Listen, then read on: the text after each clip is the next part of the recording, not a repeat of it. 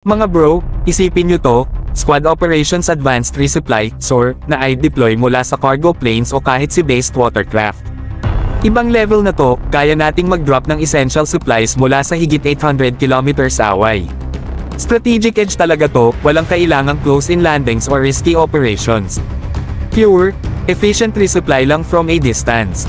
Kung makuha ng Pilipinas ang SOR, grabe ang benefits nito. Unang-una, mag-i-improve ang kakayahan ng ating military na suportahan ang operation sa remote o contested areas.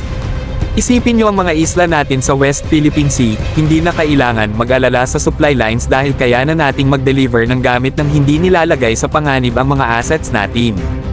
Ammunition, medical supplies, o critical equipment, lahat kaya nitong i-drop ng walang traditional runway. Flexibility ang labanan, mga bro. At sino nga ba ang makikinabang ng todo dito? Siyempre, ang Philippine Air Force ang malamang na manguna, lalo na't bihasa na sila sa aerial operations. Pwede nilang gamitin ang SOR mula sa kanilang C-130s o iba pang cargo planes, siguradong meron ang tropa natin kung kailan nila kailangan. Pero wag natin kalimutan ang Navy.